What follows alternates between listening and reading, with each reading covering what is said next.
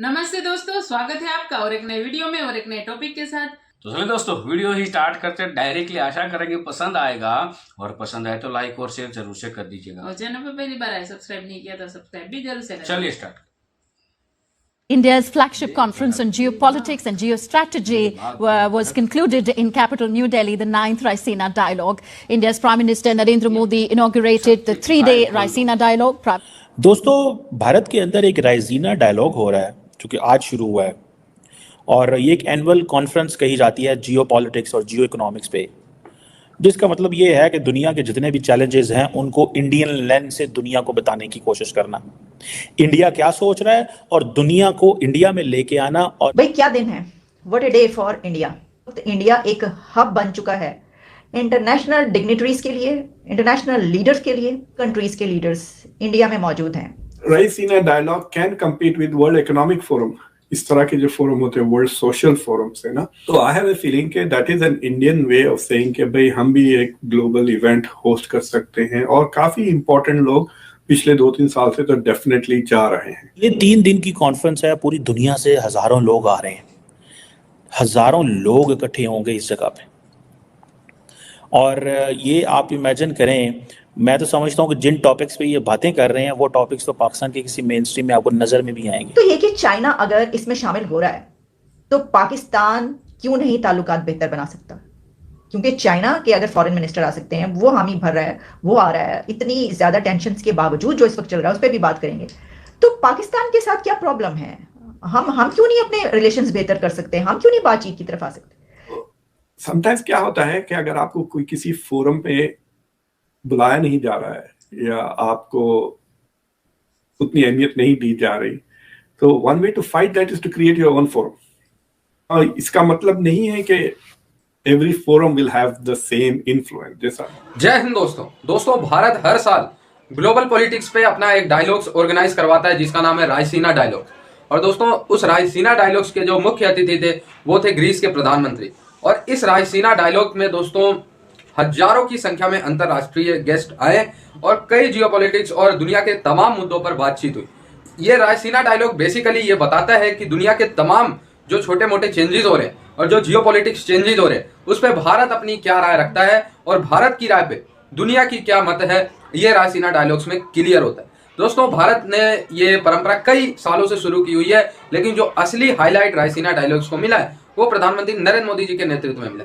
113 से ज्यादा देशों के अध्यक्ष आए हुए हैं रायसीना डायलॉग्स में। काफी रोला मचा हुआ है इस समय दुनिया में, जैसे म्यूनिक डायलॉग होता है, यूएसए के डायलॉग्स होते हैं, उसी तरीके से रायसीना डायलॉग्स भी अपनी जगह दुनिया के बड़े बड़े जो मीटिंग्स होते हैं उसमें बना रहा है। दोस्तों, पाकिस्तान भी कभी इसी तरीके का एक डायलॉग्स ऑर्गेनाइज किया करता था जिसमें काफी देश आया करते थे, लेकिन अब जब पाकिस्तान ऐसे डायलॉग्स ऑर्गेनाइज करता है तो सुनने के लिए कोई आता ही नहीं है।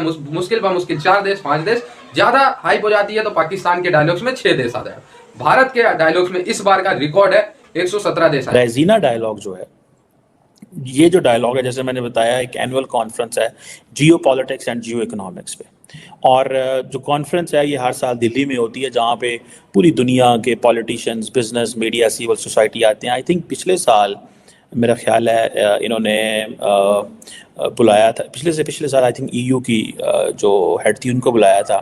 अब होता क्या है कि ये जो डायलॉग है बेसिकली, ये जो इसकी जो स्ट्रक्चर है, इसमें डिफरेंट स्टेक होल्डर्स आते हैं, डिफरेंट सेक्टर्स पर डिस्कशन होती है, हेड्स ऑफ स्टेट होते हैं, मुख्तलिफ मुल्कों के कैबिनेट मिनिस्टर्स होते हैं, और ये थॉट लीडर्स पूरी दुनिया से इकट्ठे करते हैं, मीडिया, एकेडेमिया से, और वहाँ पे बैठ के ये गपशप मारते हैं कि भाई क्या हो रहा है, दुनिया किस तरफ जा रही है।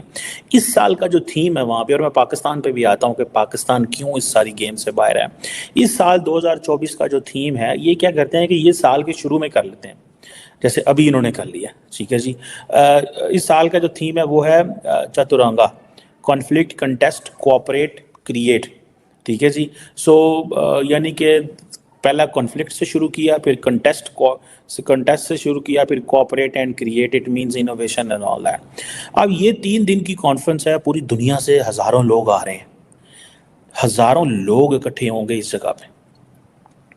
और ये आप इमेजिन करें, मैं तो समझता हूँ कि जिन टॉपिक्स पे ये बातें कर रहे हैं वो टॉपिक्स तो पाकिस्तान के किसी मेन स्ट्रीम में आपको नजर में भी आएंगे। For example tech frontiers, regulations and realities.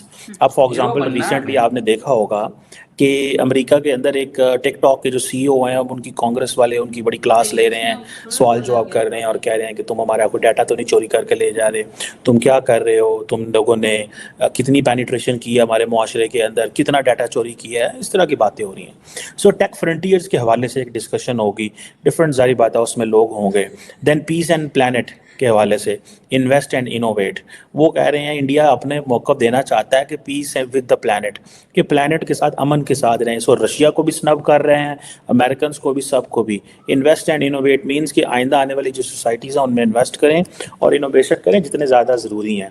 फिर सारी बात है जो इंपॉर्टेंट चीज़ है वो war and peace, armours and asymmetries. इसका मतलब ये है कि जंग जो है वो जंग और अमन की बात होगी, वेपनरी की बात होगी, और जो कमियां हैं, एसिमेट्री कहाँ मसाइल कहाँ पे हैं, उसके ऊपर भी बात होगी। देन डीकोलोनाइजिंग मल्टीलैटरलिज्म, ठीक है जी।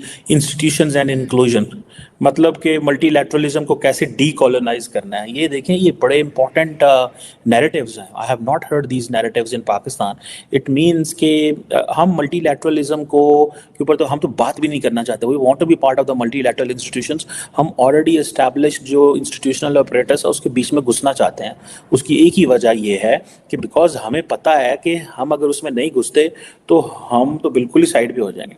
सो डीकोलोनाइजिंग मल्टीलैटरलिज्म, इंस्टीट्यूशंस एंड इंक्लूजन, कह रहे हैं कि सिक्योरिटी काउंसिल को एक्सपैंड करो। दिस इज व्हाट वो ये कह रहे हैं। और ये जो ये G7 को आपने कंट्रोल किया हुआ है, और ये जो आपने G20 को कंट्रोल किया है, इसमें और लोगों को भी एंट्री करो, बैरियर्स नीचे करो। This is what basically India is saying. फिर देन पोस्ट 2030 एजेंडा, वो कह रहे हैं 2030 के बाद एजेंडा क्या है, पीपल एंड प्रोग्रेस, कैसे लोगों ने प्रोग्रेस करनी है। ये तो एक 2030 तक बहुत सारी चीज़ें क्लियर हो जाएंगी। और क्योंकि नरेंद्र मोदी साहब 2030 तक पता नहीं होते हैं कि नहीं होते, 2029 तक तो भाई वो हैं, ठीक है ना। किस्मत की देवी और जो ताकत और पावर की देवी है वो नरेंद्र मोदी अपनी हथेली पे लिखवा के आए हैं। ये बात माननी पड़ेगी। 30 साल तक एग्जेक्टिव का रोल अदा करना, पहले 15 साल सूबे में, स्टेट में, फिर 15 साल सेंटर में। देन जो छठा पॉइंट है वो डिस्कस कर रहे हैं, वो defending democracy, society and sovereignty. ये वो 5-6 टॉपिक हैं, ये 6 थीमेटिक प्रिंसिपल्स हैं। जो लार्ज प्रिंसिपल था वो ये था Chaturanga, conflict, contest, cooperate and create. और अगले जो 6 हैं वो ये इन चीज़ों पे वो डिस्कस करने जा रहे हैं कि आइंदा क्या होगा।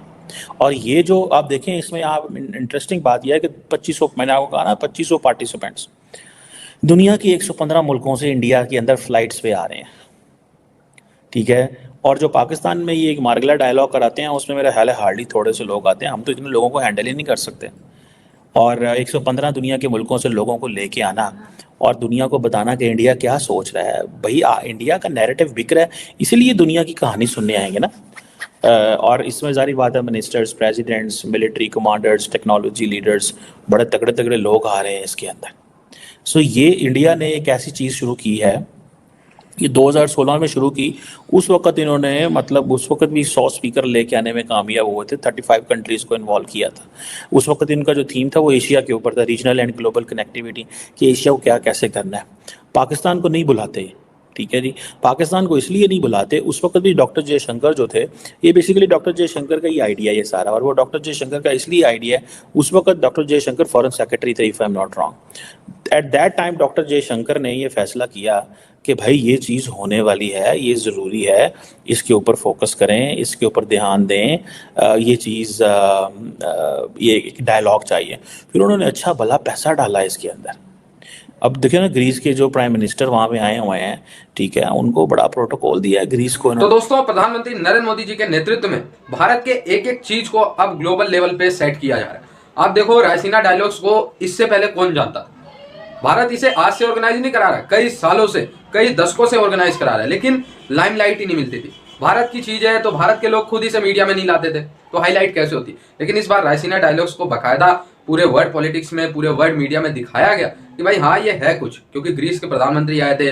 इसके बाद जयशंकर साहब जहां पहुंच जाते हैं वहां अलग ही रोला होता है। तो जयशंकर साहब भी रायसीना डायलॉग्स में पहुंचे हुए अपने विचारों को बिना किसी डर के जयशंकर साहब भी रख रहे हैं। तो काफी रायसीना डायलॉग्स की हाइप बन रही है और इससे काफी रिजल्ट भी मिल रहे हैं। काफी सकारात्मक बातें, काफी सकारात्मक डिस्कशन इस रायसीना डायलॉग्स में हो रहे हैं। रायसीना डायलॉग्स का जो इस बार का थीम है वो है चतुरंगा। चतुरंगा मीन्स की 4 अहम मुद्दों पे बातचीत होगी। लास्ट में है, मैं लास्ट से शुरू करता हूँ, सब लोग पहले से शुरू करते हैं। लास्ट में होगी इन्वेस्टमेंट की बात, सेकंड लास्ट पे होगी सहयोग और डेवलपमेंट, यानी एक दूसरे का सहयोग करो और डेवलपमेंट, और दूसरे नंबर पे टेररिस्ट और पहले नंबर पे जो है म्यूचुअल अंडरस्टैंडिंग। कुछ इस तरीके की बातें होंगी। और जो मैं बार बार कह रहा हूँ, विश्व में जितने भी सो थैंक यू दोस्तों वीडियो को यहाँ तक देखने की। बाकी दोस्तों ये वीडियो आपको कैसी लगी है ये कमेंट में लिखकर आप हमें जरूर बताइएगा। फिलहाल हम आपसे भी तो विदाई तो ले रहे हैं, लेकिन मिलते हैं और एक नई वीडियो में आपके साथ। टिल देन जय हिंद, जय भारत।